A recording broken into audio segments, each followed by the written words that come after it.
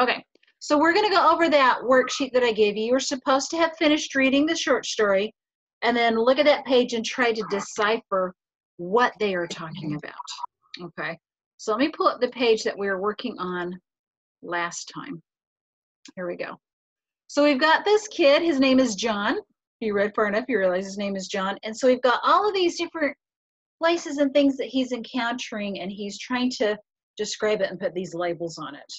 So we went through, we got some of the first ones. We got up to the Hudson River, okay? And so now let's fill in the rest that we've got there. So what is the place of the gods? What could we call that? And there could be more than one term for these things. So what is the place of the gods? Oh, it's New York City. Yeah, so it's New York City. It can also be like any kind of city, because he runs into a few places of gods, right? So it's these, oh, only gods could have made these great, amazing, huge buildings, because they can't. Their technology is way, way down. It's kind of like we've reverted back to like if Native Americans were living here, and you know, back hundreds of years ago, or you know, like medieval times, and you see these huge buildings, and you go, how could anybody have created this? Oh, shut up, go away. It's my son. All right. Yes. All right. What are old writings? What could that be? The Bible. Bible or any of the books? Because it doesn't sound like they really have a whole lot of books. So any kind of writings, any kinds of books they find, those are old writings. Okay. And then what are too big to be houses? Skyscrapers? Yeah, yeah. So we're gonna have skyscrapers, any other high-rise building that's bigger than what they decide is a house. Okay. What would be God roads across the river?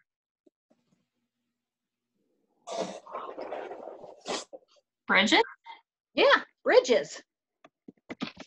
So he's on the God roads, but they're falling apart into chunks of rock, which would be like the cement and the asphalt and everything. And if it breaks apart and you've got somebody who's much more primitive looking at it, they're going to say, oh, it's like bits of rock. So these are the God roads. The gods made these roads, and now they've got these God roads across the river, which would be bridges. Okay.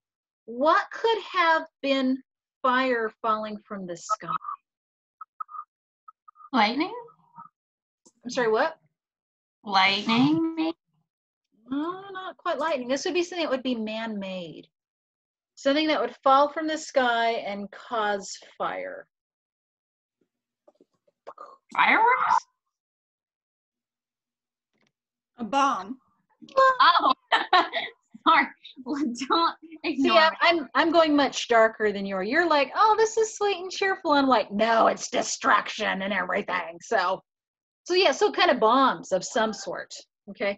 Remember, he wrote this back in 1937. So, you know, we could have something much worse, but it's pretty interesting from 1937. So he's in the water. He builds this raft and he goes down the water, going down the Hudson River. If any of you been to New York, it's a big chunk of water. You know, it's kind of like, I don't know how the kid is making it across. But he stops and he pulls himself out by a great spike of rusted metal sticking out of the river. What could that be? What are some options for that?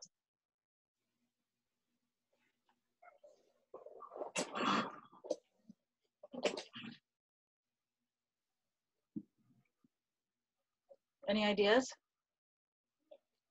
Did you guys write any of this down, or are you just waiting for me to give you all the answers?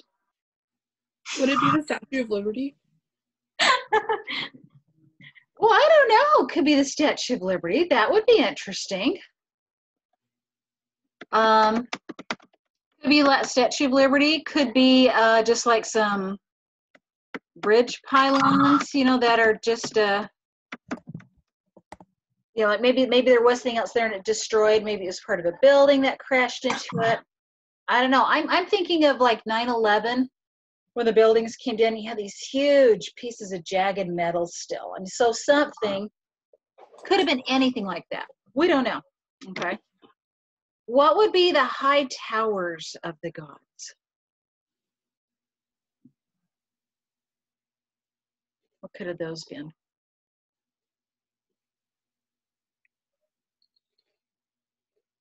They could have been the skyscrapers again. You know, the high-rise buildings. Oops. Okay. And then he sees like a fair island. What place would this island be? Coney Island. I don't know, maybe just any of the islands around New York. I don't know that much. I've only driven through New York a couple of times, so it could be New York or Manhattan, Coney Island. I don't know any of those. So any kind of island area there. Okay. So Ubtrius was actually the sub-treasury building, which is a hard one to be able to get. But then Ashing is a statue that he sees. And it's of a man, and he has his hair back in a ponytail. And part of the word is broken up, but it just says Ashing. Who could this be? Washington? Yeah. It could be a statue of Washington. I was quiet because I didn't want to be wrong. Because there's nobody else who would be like having a ponytail in it, but he's like this god, so he stops and he prays to this statue of the god. Okay. What? To George Washington. You just don't know. You know, anybody could be a god. You're going to pray to each one of them just to be safe, you know? Why not? Shattered image. What would a shattered image be that he comes across? A mirror? Maybe mirror or windows. Yeah. Anything that's kind of reflecting there. And then he sees a lot of carved stones with magical numbers and words. These are all over buildings. What is he encountering? What are these carved stones?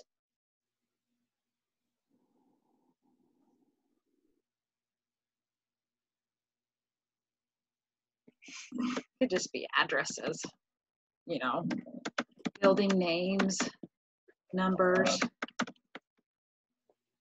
He doesn't know what do these all mean. He's looking so hard for something to signify stuff. I have a daughter who's an archaeologist, and everything that they run across, they look at it, go, is this significant?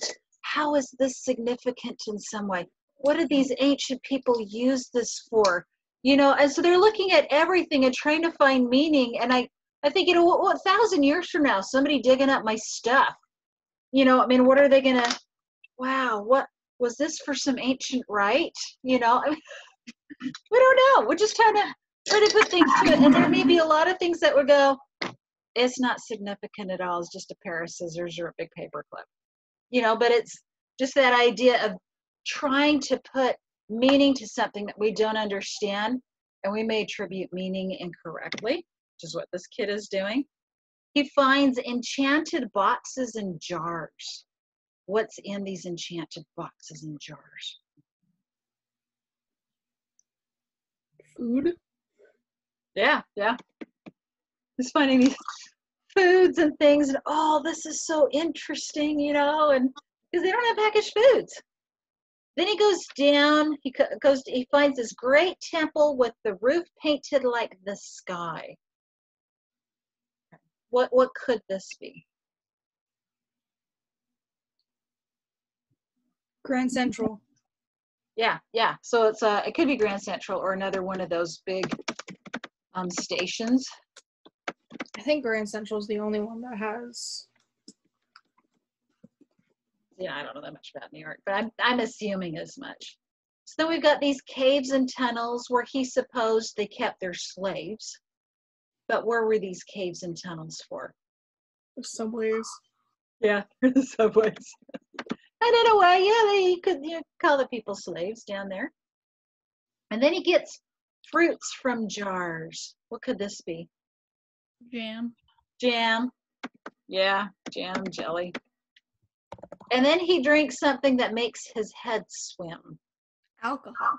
Yeah. Some sort. And then as he travels along, he sees towers that are high enough, but not quite as high as what he was seeing. So what would these maybe lower towers in buildings be?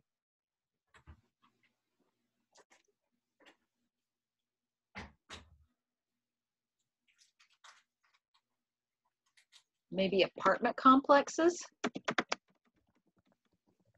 Because in the really, really big buildings, people don't usually live in those. Those are business ones. They usually live in the smaller ones, the apartment complexes.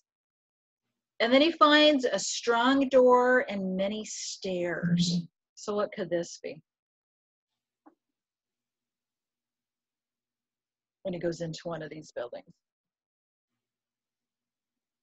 Just that stairwell going up, right? So you've got a strong door, which should be like a fire door. And then you've got the stairwells. And then he sees a bronze door and it has no handles. What could that be? You can't get into it. Or what's a bronze door with no handles?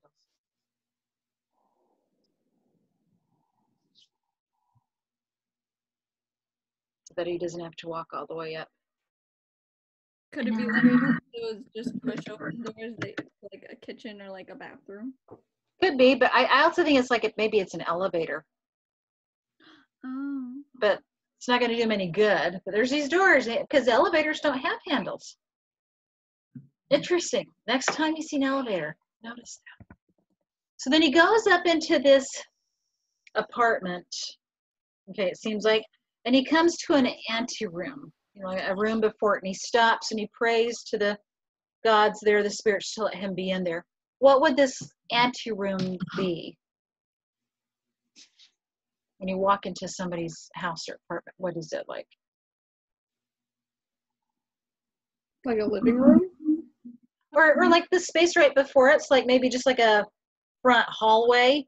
Like a mudroom? Yeah, you know, like a landing, so like a landing or a mudroom or a hallway. You know, and again, he's like, oh, it's the place where you go to purify and cleanse yourself and be ready. Maybe not. Okay. What would coverings on the floors be? Rugs. Yes, got rugs. And then he finds these chairs that are soft and deep. What are these? Couches? Couches. And then he sees this painting on the wall. When you stand away from it, you know, you can see the flowers, but when you get up close, it's just spots. What is he looking at then? Just a painting. Yeah, it's a painting. It's more like an impressionistic kind of painting. He's like, oops, I can't spell impressionist. Of flowers, of sunflowers. I'm almost wondering if it's like was it Van Gogh who did the sunflowers? Yes. Like that? Yeah. And then a figure of a bird in hard clay. What could this be?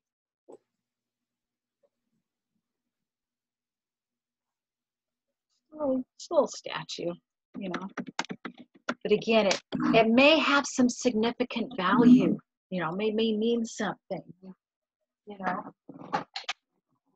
What could this mean? Doesn't mean anything. It means we had to put some pieces of paper together. So then he finds this weird washing place, but with no water. What is this? Bathroom. Yeah. So it could be a bathroom or a sink, maybe even in the kitchen.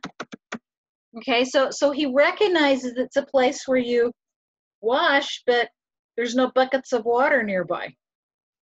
And then he finds a cooking place, but there's no wood. What is this going to be? A stove. Yeah, it's going to be like a stove or an oven. He doesn't have any concept of electricity, how this can work. Okay, and then he finds lamps with no wicks. Flashlights. Oh, with flashlights. Other lamps. And again, he's like, well, how do you light this? They're having electricity. So without that electricity, he can't comprehend it. And then he finds these strange things that say hot and cold. And when he touches the hot, it's not hot. And he touches the cold and it's not cold.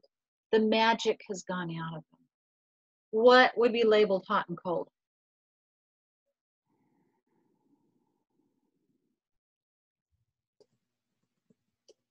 Water.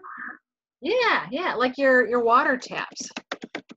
You turn them and water comes out, but he's not making that connection. Oh, this is where the water comes out. You just touch it. I don't feel hot or cold. That's pretty sad. And then he does find a place to make fire, and that's where he makes a fire, and he sleeps in front of it. What is this place where he makes the fire? Wood stove. Yeah, so maybe it's a wood stove, or maybe it's actually a fireplace. Something. So they've got some technology there in this apartment. And then he falls asleep, and he has this dream or this vision or something. And he wakes up and he sees the city as it used to be. And he realizes that it's night, but it's not dark. Why is it not dark? The city lights. Yeah. So he sees all the city lights, like are burning more than torches, and it's all alive. And why aren't they sleeping? The sun's gone down. They should go to sleep. You know, makes sense. And then he sees something that he calls chariots with people in them. Cars. Yeah. So we've got our cars. And then as he gets to, he goes to another room. I mean, he sees all the people, okay? Sees them all moving around, and then we can outspit this later. He later finds one of the gods. What are the gods, really? What's this great realization that he discovers? What are the gods?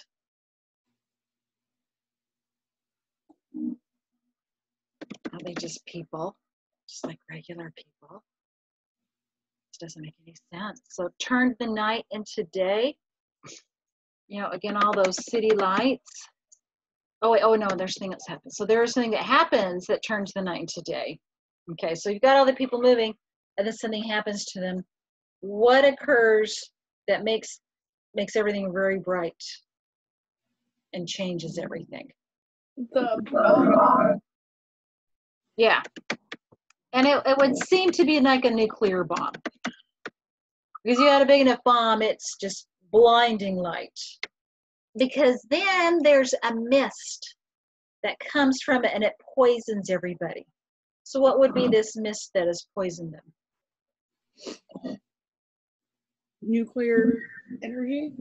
Yeah. So like the radiation, all that kind of stuff. So then the destruction would be from the bomb. You know, everything is, you can imagine this place has been bombed out. There's poison still in the ground. If you know anything about Chernobyl, you realize that it's, you know, radioactive, still in that area. Okay. Although really fascinating, the animals are thriving. You know, we pulled out of there's like, oh no, humans can't have it. They're going to have all these weird things that happen to them. But there are wolf packs in there, and there are elk, and there are all these animals that are thriving, and they are not showing really bad effects from the radioactive fall, you know, everything around there. There's some documentaries on it. It's really cool. My son was watching this a while ago. It's like, oh, that is so cool. Why can't we live there? Let's see what happens. Anyway, I'm just like that. Okay, so then he also sees that they could fly in the air. How are they flying through the air? Planes. Yeah, planes, helicopters. Okay, and all the magic they had. He's calling all of this magic, but what is it really? What would we call it? Electricity. Electricity, yeah, that's part of it. Think of kind of a bigger term that would shove electricity under there. Power. I don't know. Yeah, technology. All kinds of technology that they just don't have. So, and then part of that is electricity. It's engines. It's all that kind of stuff that they just don't understand. He doesn't understand. And then he sees the dead god. And it's just a guy, right? Just a guy kind of mummified in a creepy, sad kind of way. And he realizes that all the magic tools are broken. Why are they broken? That's what Lexa said. There's no electricity. There's nothing to power it. It's broken everything. Yeah. So then we've got New York, obviously. New York. He's seen these letters put together. So the gods were Lincoln and Biltmore and Moses. These were like Abraham Lincoln. Biltmore, Moses was an architect. So these are like the architects, the creators, you know. And he's realizing they're just actually peoples. They're just people. They're not anything special. So then he is hill people. Those are his people. That's where he's from, okay? And to realize that we're all just the same creatures. Unbelievable tools. What would have been some of the unbelievable tools that he may have seen?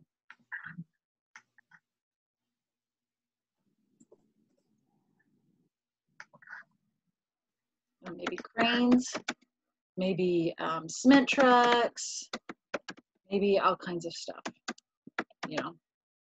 And so he's in a big room looking over the city where this guy has died. What could this big room possibly be where this man's dead body is?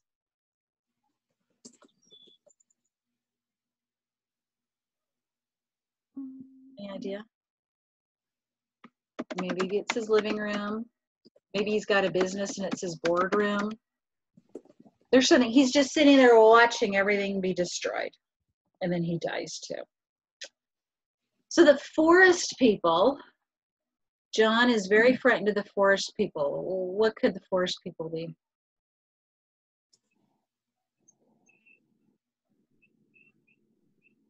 Maybe just kind of people who aren't like part of the hill people. Yeah. So maybe they're more primitive, maybe a little bit more savage than his people, because I mean they do gardening and farming, and these other people don't. So if you're gardening and farming, that suggests a level of sophistication they don't have. But he's talking about bitter water, that would be ocean water, sea water. And then the noise that he had roaring in his ears could just be all of the cars, all of the people. Okay. All right. So that's all. So then he goes on and he says, we need to build again. We need to be like this again. Okay. Do you think they should? I was always surprised whenever I read this story and I see that ending. Let me see if I've still got it up here. Whenever I read that ending, I always go, I don't know that they should. I don't know. I mean, it says here they were men, but they were men who built the city, not gods or demons. They were men. I remember the dead man's face. They were men who were here before us. We must build again. To me, I'm like, you might just make all the same mistakes again. I don't know if you should do this. I don't know. It's just interesting that he's like, oh, let's do this again. This is so cool. I'll leave it up to you to decide if they should do it again. I don't know. Okay. So fill out that page and share it with me. Okay. And I have a new assignment for you. Oh, let me pull that up. It's on the website for yesterday. Here it is. I just copied it real quick. Okay. Are you seeing this? Yeah, you are seeing this. Oh, it worked. Okay. So here we go. So I have linked for you 2 more short stories. One is by Ray Bradbury. The other one is by Isaac Asimov. These are like our biggest names in science fiction. Okay. And they're both short. I mean, in fact, the fun they had by Asimov, that's just 1 page. There Will Come Soft Rains actually has pictures. Somebody had made it into a graphic novel, and so they put some of those pictures in there. But they're both really interesting. Okay. So these are looking very far into the future again and seeing a different kind of life. So what you're going to do is you're going to read both of these, and then I've got a handout that you're going to fill out. One has to do with There Will Come Soft Rains by Ray Bradbury. Essentially, this is a smart house. And Ray Bradbury envisioned a smart house back in the 50s. And because he wrote 451. Yeah. So when he wrote this story, after he wrote this story, it got a lot of people thinking of, how could we make a smart house? So a lot of the smart house technology we have originated with Ray Bradbury's ideas. Okay, and you'll see how the technology that he had at the time imagining is very different than what we've got right now. But we've made much longer strides. But what if you have a house that is so smart that it's sentient? It's beginning to live on its own. And how would it act? Okay, so this one is about personifying this house, and you've got a page. Certain things happen throughout the day for this house. And you've got a page where you have to write down what's going on. Okay, I'm not going to give you the answers. You're going to do that one. And then the other one, The Fun They Had by Isaac Asimov, is projecting what education may look like in the future. Okay, and this one is really interesting because obviously we've been having some of this, and when I've done this story in the past, I've had students go, oh, I'd rather have their kind of education, but now that we've been in this situation, I'm not so sure. So I'm curious to see what you would think. So on the handout is the second page. So there's 2 pages. Make sure you do both pages. On that second page, it is you're projecting what you think education might look like in the future. And I give you space to either write, or if you want to draw pictures, you can. I know some of you prefer to draw pictures. You may do that. So you can print it out, draw pictures, and then send me the picture or whatever you want. Okay. So I want you to read both of these into these handouts, and they're due Monday before midnight. So it gives you plenty of time to do that. Okay.